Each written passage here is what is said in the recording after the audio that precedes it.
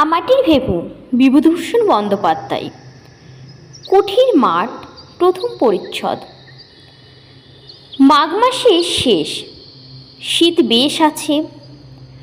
দুই পাশে ঝোপে ঝোপে ঘেরা সরু মাটির পথ বাহিয়া নিশ্চিন্দিপুরের কয়েকজন লোক সরস্বতী পূজার বৈকালে গ্রামের বাইরের মাঠে নীলকণ্ঠ পাখি দেখিতে যাইতেছিল।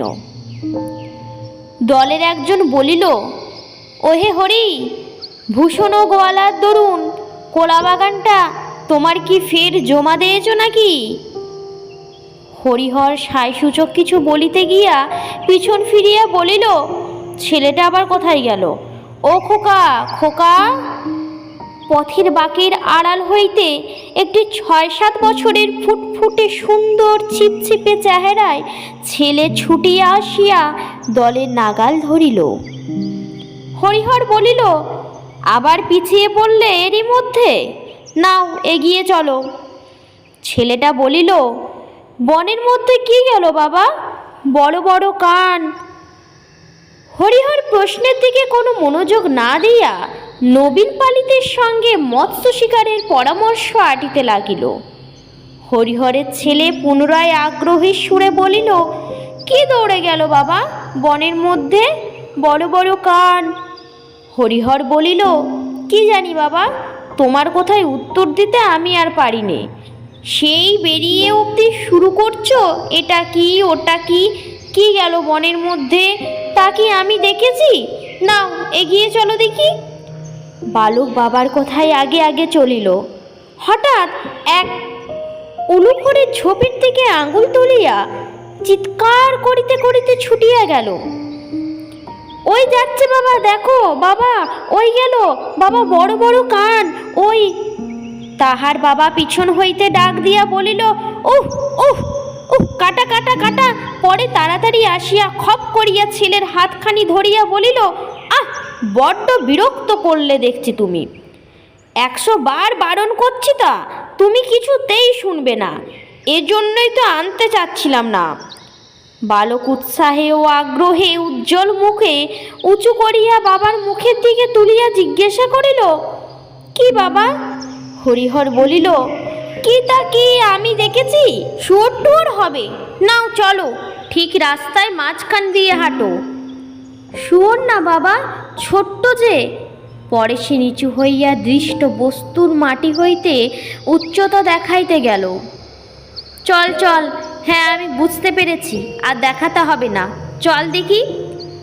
নবীন পালিত বলিল, ও হলো খরগোশ খোকা, খরগোশ। এখানে খড়ের ছোপে খরগোশ থাকে তাই? বালক বর্ণ পরিচয়ের ক্ষয়ে খরগোশের ছবি দেখিয়াছে, কিন্তু তাহা যে জীবন্ত অবস্থায় এরকম লাফাইয়া পালায় বা তাহা আবার সাধারণ চক্ষুতে দেখিতে পাওয়া যায়, এ কথা সে কখনো ভাবে নাই। খরগোশ জীবন্ত একেবারে তোমার সামনে লাফাইয়া পালায়, ছবি না, কাচের পুতুল না, একেবারে কানখাড়া সত্যকারের খরগোশ। এই রকমই ভাট গাছ, বৈচি গাছের ঝোপে জলমাটির তৈরি নশ্বর পৃথিবীতে এ ঘটনা কি করিয়া সম্ভব হইল, বালক তাহা কোনো মতেই ভাবিয়া ঠাহর করিতে পারিতেছিল না। সকলে বনে ঘেরা সরু পথ ছাড়াইয়া মাঠে পড়িল। মাঠের মধ্যে বেড়াইতে বেড়াইতে নবীন পালিত মহাশয় একবার এই মাঠের উত্তর অংশের জমিতে শাক আলু চাষ করিয়া কিরূপ লাভবান হইয়াছিলেন সে গল্প করিতে লাগিলেন। ক্রমে তাহা হইতে বর্তমানকালের দুর্মূল্যতা, আশারুর বাজারের কুণ্ডুদের গোলদারি দোকান পুড়িয়া যাইবার কথা, গ্রামের দিনু গাঙ্গুলির মেয়ের বিবাহের তারিখ কবে পড়িয়াছে প্রভৃতি বিবিধ আবশ্যকীয় সংবাদের আদান প্রদান হইতে লাগিল। হরিহরের ছেলে বলিল, নীলকণ্ঠ পাখি কই বাবা?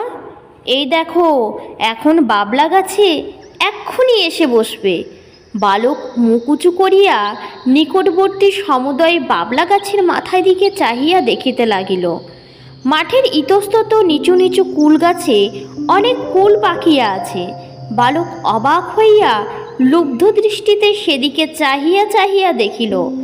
কয়েকবার কুল পাড়িতে গিয়া বাবার বকুনিতে তাহাতে নিবৃত্ত হইতে হইল। হরিহর বলিল, কুঠি কুঠি বলছিলে? ওই দেখো খোকা, সাহেবদের কুঠি দেখছ? নদীর ধারের অনেকটা জায়গা জুড়িয়া সেকালের কুঠিটা প্রাগৈতিহাসিক যুগের অতিকায় হিংস্র জন্তুর কঙ্কালের মতো পড়িয়াছিল। বালক অবাক হইয়া চারিদিকে চাহিয়া চাহিয়া দেখিতেছিল। তাহার 6 বৎসরের জীবনে এই প্রথম সে বাড়ি হইতে এত দূরে আসিয়াছে। এতদিন নেড়াদের বাড়ি, নিজেদের বাড়ির সামনেটা বড় জোর রানু দিদির বাড়ি, ইহাই ছিল তাহার জগতের সীমা।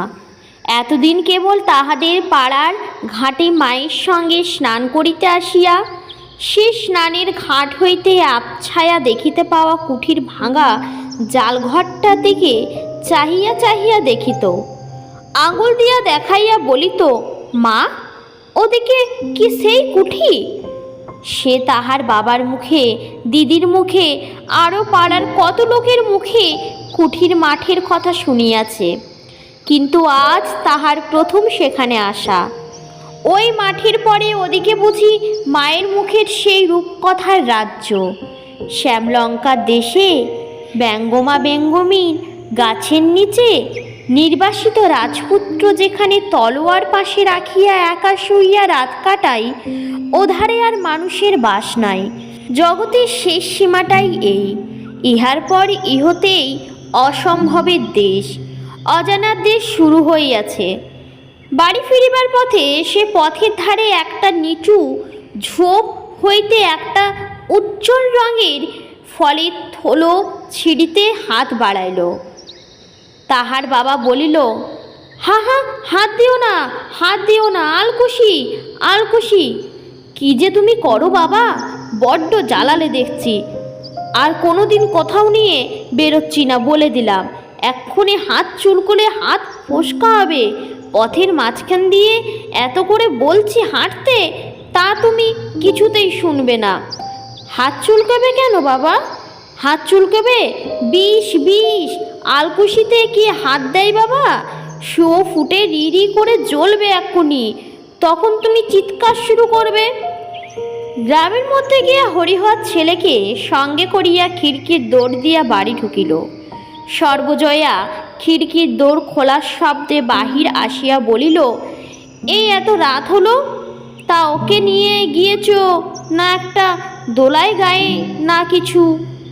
হরিহর বলিল, আহ, নিয়ে গিয়ে যা বিরক্ত, এদিকে যাই ওদিকে যাই, সামলে রাখতে পারিনি। আলকুশির ফল ধরে টানতে যাই। পরে ছেলের দিকে চাহিয়া বলিল, কুঠির মাঠ দেখব, কুঠির মাঠ দেখব। কেমন হলো তো কুঠির মাঠ দেখা? কুঠির মাঠ পাঠটি এখানেই শেষ। সেকেন্ড যে পার্টটি রয়েছে সেটি আমি অতি শীঘ্রই চেষ্টা করব নিয়ে আসার। ধন্যবাদ এতক্ষণ থাকার জন্য। যদি ভালো লাগে চ্যানেলটিকে সাবস্ক্রাইব করে দেবে, লাইক শেয়ার করতে ভুলবেন না। কমেন্ট সেকশনে অবশ্যই জানাবে তোমাদের কীরকম ভিডিও চাই। তোমরা ভালো থাকবে, সুস্থ থাকবে।